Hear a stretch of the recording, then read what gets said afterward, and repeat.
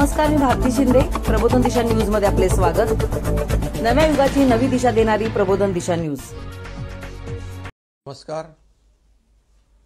सध्या देशभरामध्ये नवीन JN1 हा Covid variant आढळला आहे. महाराष्ट्रात देखील काही रुग्ण आढळलेले आहेत आणि त्या दृष्टीने आपल्याला आवश्यक ती खबरदारी, काळजी घेण्याची आवश्यकता आहे. आणि त्या दृष्टीने आज एक महत्त्वाची बैठक या ठिकाणी घेतली. यामध्ये सार्वजनिक आरोग्य विभाग, वैद्यकीय शिक्षण विभाग, दोन्ही मंत्री, मुख्य सचिव, संबंधित सचिव, विभागीय आयुक्त आणि जिल्हाधिकारी असे सर्वच अधिकारी होते. आणि यांना मी सूचना दिलेल्या आहेत, निर्देश दिलेले आहेत की जी आपली कोविडची पूर्वीची यंत्रणा जी आहे, मग आयसोलेशन बेड असतील, ऑक्सिजन बेड असतील, ICU बेड असतील, व्हेंटिलेटरचे बेड असतील, PSA प्लॅन्ट असेल, ऑक्सिजन प्लॅन्ट असेल, त्याचबरोबर RT-PCR लॅब असतील, या सर्व ज्या यंत्रणा आहेत त्या अलर्ट ठेवण्याच्या सूचना दिलेल्या आहेत. त्याचबरोबर इलेक्ट्रिक, स्ट्रक्चरल आणि फायर ऑडिट करण्याच्या देखील सूचना मी दिल्यात. औषधाचा साठा व्यवस्थित आहे की नाही ते देखील तपासण्याच्या आणि औषध साठा देखील व्यवस्थित ठेवण्याच्या सूचना या ठिकाणी दिलेल्या आहेत. त्याचबरोबर काही लोकांनी वॅक्सिन घेतलं नसेल त्या कोविड वॅक्सिनेशनचं देखील ड्राईव्ह या ठिकाणी घेण्याच्या सूचना दिल्यात, जेणेकरून आपली यंत्रणा पूर्णपणे फुलप्रूफ तयार असली पाहिजे. आणि सार्वजनिक आरोग्य विभाग आणि वैद्यकीय शिक्षण विभाग दोन्ही यामध्ये विभाग काम करत आहेत, अलर्ट आहेत, मॉकड्रिल देखील झालेलं आहे. आणि त्यामुळे ही जी सिस्टीम जी आहे ही सिस्टीम अद्ययावत करण्याच्या आणि मॉनिटर करण्याच्या सूचना आजच्या बैठकीमध्ये पूर्णपणे मी संबंधितांना दिल्यात. मला वाटतं ही आपली यंत्रणा पूर्णपणे अलर्ट आहे आणि काही त्याच्यामध्ये आणखी सुधारणा करण्याची आवश्यकता असतील त्याही सुधारणा संबंधित विभागाच्या माध्यमातून केल्या जातील. परंतु या ठिकाणी कुठल्याही नागरिकाची गैरसोय होणार नाही अशा प्रकारच्या सूचना आजच्या बैठकीत दिल्यात. हा व्हेरियंट माइल्ड असला तरीसुद्धा झपाट्याने पसरतो आहे.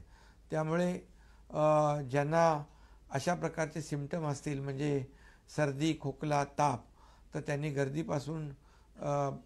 टाळली पाहिजे, गर्दीपासून आयसोलेट झालं पाहिजे. आणि गर्दीच्या ठिकाणी देखील लोकांनी काळजी घेण्याची आवश्यकता आहे. आज आपण पाहतोय की 25 डिसेंबर नाताळ येतो आहे, 31 डिसेंबर येतो आहे. त्यामुळे नागरिकांनी जास्तीच काळजी घेण्याची आवश्यकता आहे, पण घाबरण्याची आवश्यकता नाही. एवढंच आवाहन या ठिकाणी मी करतो आहे. कारण पूर्वी आपण या कोविडचं मोठं संकट आपण त्याचा सामना केलेला आहे. मोठ्या प्रमाणावर या अनपेक्षित संकटामध्ये सर्व टीमने काम केलं आहे. मग त्यामध्ये डॉक्टर असतील, नर्सेस आहेत, त्यामध्ये पोलीस यंत्रणा आहे, NGO आहेत, संपूर्ण प्रशासन आहे. याने एक टीम बनवून काम केलं आहे. टास्क फोर्सने आपल्याला मोठी मदत केली आहे आणि म्हणून आपल्याला त्याचा पूर्वानुभव पूर्णपणे चांगला आहे. त्याचबरोबर आदरणीय प्रधानमंत्री नरेंद्र मोदी साहेबांच्या नेतृत्वाखाली आपल्या देशाने देखील धीरोदात्तपणे या कोविड संकटाचा सामना केला आहे आणि त्याचाही अनुभव आपल्याला आहे. आपल्या राज्याला देखील केंद्र सरकारने मोदी साहेबांच्या नेतृत्वाखाली त्या काळात देखील भरीव कोविडसाठी मदत केली आणि म्हणून यावेळेस आपली यंत्रणा पूर्णपणे अलर्ट असली पाहिजे. यासाठी आजचा एक महत्त्वाची बैठक, आढावा बैठक घेतलेली आहे. नागरिकांना देखील माझं आव्हान आहे, विनंती आहे की आपण काळजी घेऊया. गर्दीच्या ठिकाणी अधिक काळजी घेण्याची आवश्यकता आहे. पण पुन्हा एकदा मी सांगेन की काळजी घेण्याची आवश्यकता आहे, परंतु घाबरण्याची आवश्यकता नाही. कारण याचा सामना आपण व्यवस्थित करू.